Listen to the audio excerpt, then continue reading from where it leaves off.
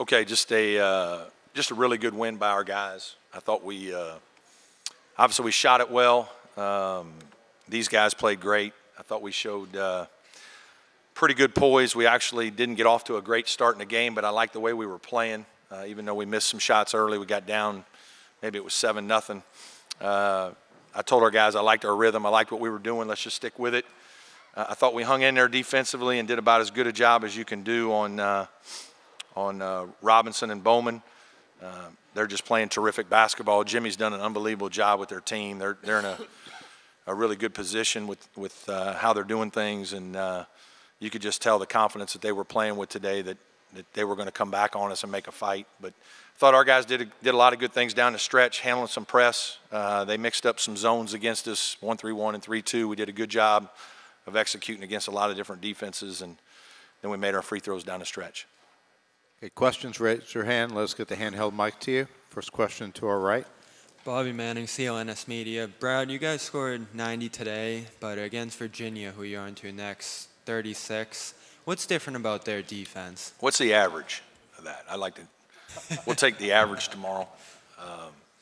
What's different about their defense? I mean, they just do everything really well. They're unbelievably sound. Tony, obviously, is as good a coach as there is in our game. I think sometimes Virginia, because they play slow on offense, they don't get enough credit for how good their players are. I think sometimes everybody gets so into their scheme, but you don't win 17 out of 18 ACC games unless you have really good players. And they're big, they're strong, they're physical at every position, they're athletic, and they're obviously very sound fundamentally. So they just do a lot of really good things. They're difficult to play against. You know, the first time we did play them was the first game we played without Dante Grantham. So hopefully we're playing a little better than, you know, a 2-day or 1-day prep for Virginia at Virginia without one of our best players. Short right in the aisle. Will Palanchik, South Carolina Radio Network. Brad, you talked earlier in the week about kind of trying to shake the rust off after not necessarily playing for a couple of days. How much of that did you notice early? I know you started 2 of 11. No, I don't think it had anything to do with that. Again, these guys are going to make shots, miss shots. I mean, that's part of basketball. Again, I was pleased with how we were playing. I thought we had good practices leading in. These guys were very focused. Monday and Tuesday, we practiced extremely hard. We tapered back on Wednesday. But, you know, we tried to use Monday and Tuesday as a way for our team to get better, and I think we did that. But a lot of credit goes to these guys next to me because of their approach. They just their approach has been great all year, handled adversity all year, and they've been an extremely coachable group. Continue on our right. Ralph Russo from AP. For Sheldon and Gabe, what was the plan against Bowman and Robinson, and how did you execute it? Gabe? Just try to make them make tough plays. They can shoot the ball well. Just making them make tough plays and trying to run them in transition. They played 3 games in 3 days. We knew they'd have a little tired legs, so just trying to get out in transition. Yeah, basically what he just said, try to make them take tough twos, eliminate the easy ones, like the open threes and the easy layups and stuff like that. Back of the room in the middle. Tom Marion with Associated Press Radio. This is for the players. BC made a big run at you in the middle of the second half. What did you do to get the lead back in command? I feel like just like we've done all season, just staying composed when those situations happen. The game got close, and we made a couple big plays on the offensive end, and we were able to get stops defensively and rebounded the ball well. So it just helped out down the stretch. Yeah, like what he said, just we knew they were going to make a run. Like he said, they're a good team. So really just weather the storm, stay together, and try to make a lot of winning plays at the end when it mattered. Middle of the room. Will Vandervoort with the Clemson Insider. First coach for you. You got a guy come off the bench today, just made some big plays for you, big threes, and AJ. Talk about what he did for you, and then also for Sheldon, if you could talk about the big plays you made down the stretch, especially that jump shot after they cut it to 2, how it kept the momentum on your side. Yeah, AJ, tremendous to see that. You know, AJ's hadn't played a lot this year. Got some time early in the year and really struggled and just couldn't find his legs. Probably lost his confidence midway through the year and just has hung with it with an unbelievable attitude. He's just been, you know, coachable, worked extremely hard, put more time in the gym, and really hasn't played much at all, but he's been playing well the last month in practice. And, I just told him that I was going to reward him here at the end of the season, and I'm kind of one of those guys that guys will go 5 games without playing for me, and then all of a sudden I'll throw him in, like Malik Williams against North Carolina at home. Just it's going to happen. And, obviously what he did today was huge. We needed it. The 2 shots in the first half were big, but then the one late in the game was a big-time shot. It was a great pass, first of all. But couldn't be more proud of him because it hasn't been easy. It's been a hard year. You lose your confidence, kind of get it back, earn its way back, and really hadn't played much at all, but comes into the biggest of stages and makes 3 big shots today. So just really proud of him with the attitude that he's kept all year.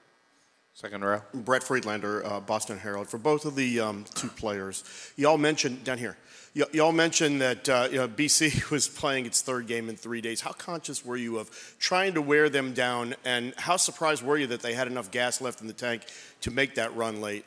I mean, I wouldn't say I was surprised, really. Like you said, they have great players. They're a good team. They were going to make a run at some point. Really, it was just we knew if we could try to eliminate their easy shots, make them take tough twos, we can get stops, rebound, and run, and then they would have to get back and play transition defense. But I wouldn't say I was necessarily surprised, like I said, because they're a good team. Brett, Julian Bimbo, Boston Globe. Jim mentioned you guys are pretty close yesterday, obviously, and I was just curious, did you guys talk at all leading up to today, or even if not, during the course of the season? Yeah, Jim and I talk, probably every 2 weeks, maybe every 2 to 3 weeks, just depending on what's going on. It's mostly words of encouragement. We both had tough years last year, and we've known each other from just being mid-major guys about the same age for a long time. I've got an unbelievable amount of respect for him. Martin Jarman, their AD, has actually played at UNC Wilmington when I was an assistant there. And I told him when he got the job at Boston College that he had one hell of a coach, and that people probably don't realize it, but you will see it this year with this team. And daggum, I almost saw too much of it today, but he's just done an unbelievable job with it. I mean, he's got these guys playing at a high level. Their belief is at a high level, and he just does things the right way in our business. He's a hard-working guy. He's a great offensive mind, and we've just competed against each other occasionally, but really just guys who are similar ages growing up in the business in a similar area. Middle of the room. Shelton, for you, could you talk about those big plays at the end of free throws, and also mainly the big basket there that kind of kept you guys on the front of the score? Really, I just saw an opening. I forgot who it was. I think Scar set a good screen, and I kind of had the big backing up, so I felt like I could make that shot. And really just making free throws, really just staying focused.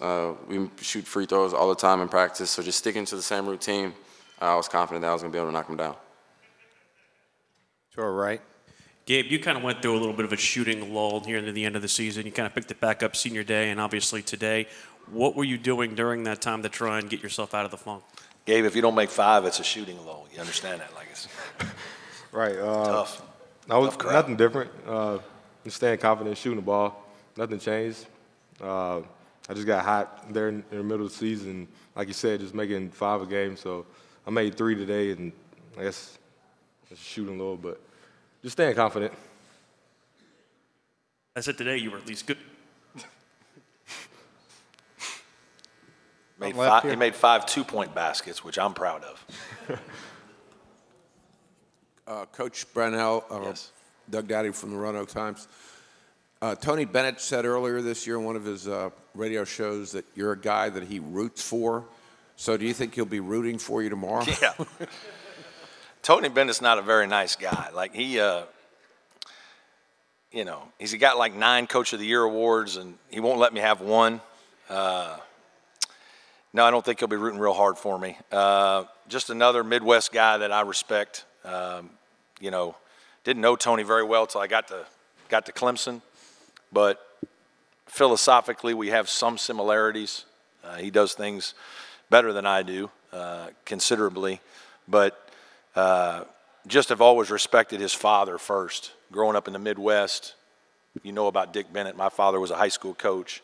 I read his book, watched his teams at Green Bay, watched Tony. I followed them while they were out at Washington State. And so I just have a lot of respect for people that do things the right way in our business. And, Tony and Jim are two guys that I've known here a little while, gotten to know better, and just have a lot of respect for those guys. Back right. Coach, you had mentioned that you played Virginia, I think it was 2 days or 2 or 3 days after Dante got hurt. Could you say that was the worst possible time to play them, or how much of poor timing was that? Yeah, it was hard, no question, but it's going to be hard tomorrow. I know that. I mean, they just make it hard. You got to play exceptionally well. You got to make plays, but I do think our team is in a better place. We were rolling when we had Dante Grantham. I mean, we felt like we were one of the better teams in the country, and had kind of proven some of that early on. And we've had to adjust.